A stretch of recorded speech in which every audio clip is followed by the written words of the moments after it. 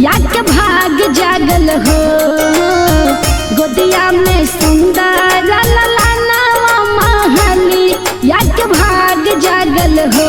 ललना छोड़त नहीं माई के अचारावा की कोसिला के आस लागल हो। ललना छोड़त नहीं माई के अचारावा की कोसिला के आस लागल हो।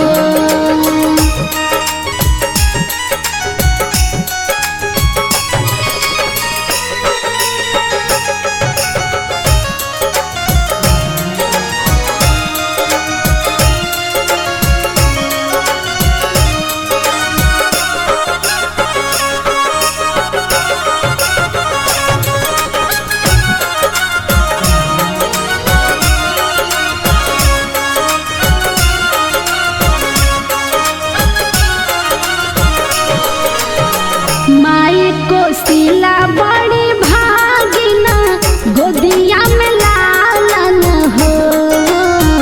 माई कोसिला बड़ी भागिना गोदिया में लालन हो। कि राजा दशरथ घरे भय भगवान बाजन लाग बाजन हो। कि राजा दशरथ घरे भय भगवान बाजन लाग बाजन हो।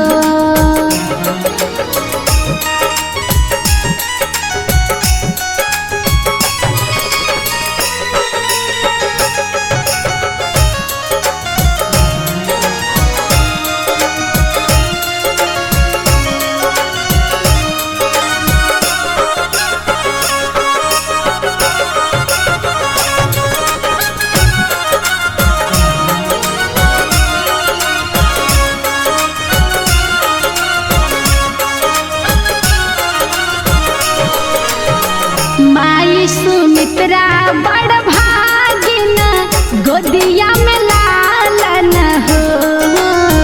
माई सुमित्रा बड़ भागिन गोदिया में लालन हो। ललना दशरथ घरे भय भगवान बाजन लाग बाजन हो।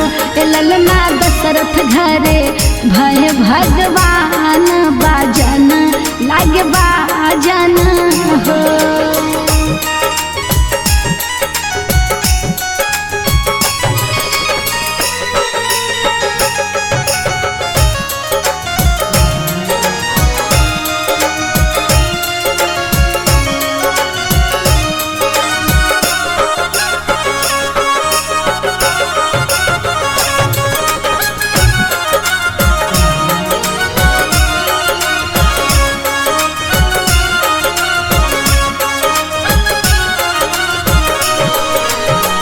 माई के कई बड़ी भागिन गोदिया में लालन हो।